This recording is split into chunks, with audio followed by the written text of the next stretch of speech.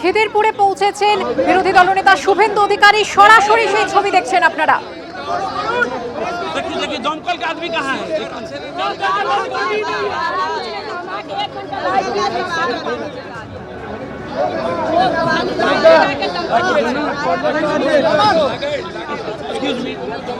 भाई आगे भी আসো ভাই বেটা কি হচ্ছে ভাই একটু প্লিজ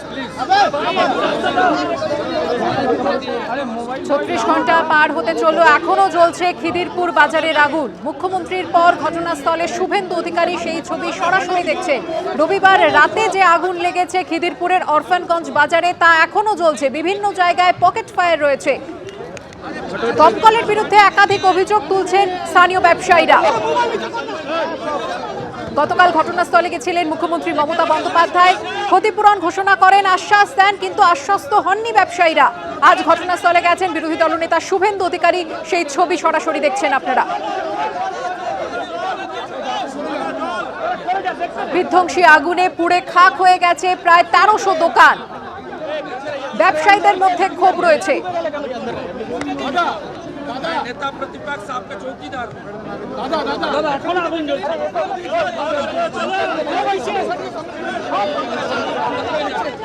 আমাদের প্রতিনিধি সন্দীপ সরকার এই মুহূর্তে ঘটনাস্থলে রয়েছেন, সরাসরি চলে যাব। সন্দীপ, এই মুহূর্তের ছবি।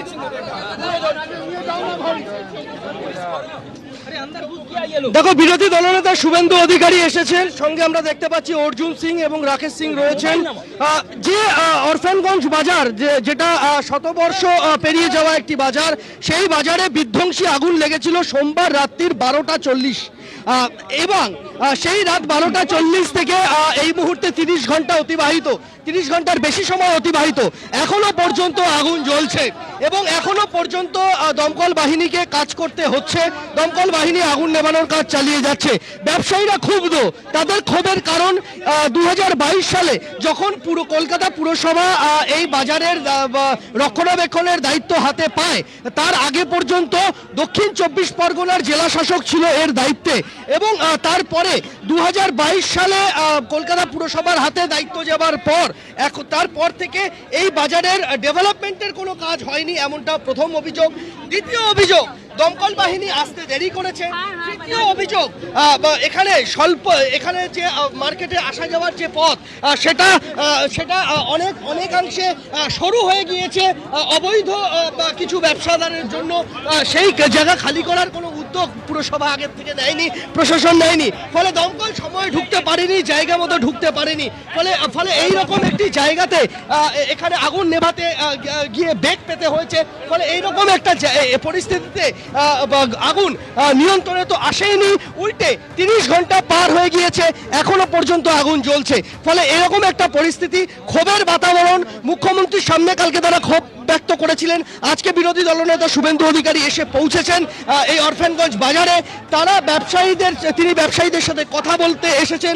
ব্যবসায়ীরা তারা সিদ্ধান্ত নিয়েছেন, তারা তাদের আন্দোলন চালিয়ে যাবেন এবং যে ক্ষতিপূরণের কথা মুখ্যমন্ত্রী এবং ঘোষণা করেছিলেন মুখ্যমন্ত্রী, সেই ক্ষতিপূরণ তারা নেবেন না।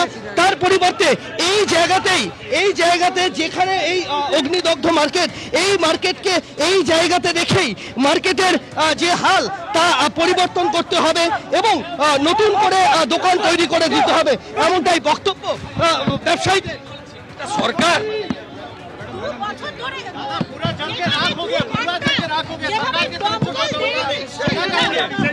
It's a created a man-made रुपया ले নিয়েছে Mamata.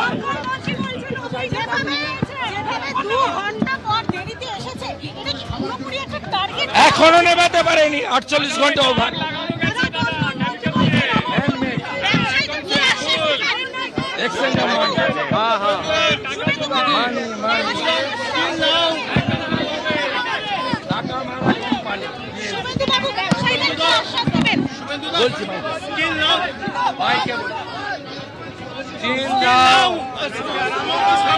The non-functioning government system is breakdown. अरे भाई धक्का मत मारो, पीछे जा रहा है, सीधा चलो।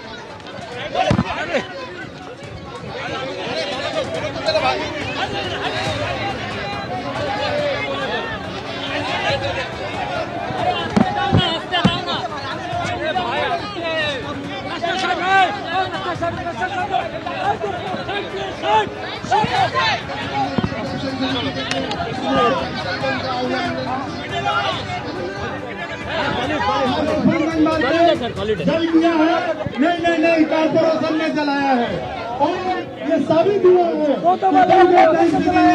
प्रशासन टाइम से नहीं आया। आज इतना घंटा हो गया, हम विपक्ष के नेता सुमित अधिकारी अभी से समिति को तरफ कार्रवाई करेंगे। यहाँ पे जो भाइयों का दुकान चला है उसके साथ इंसाफ करें।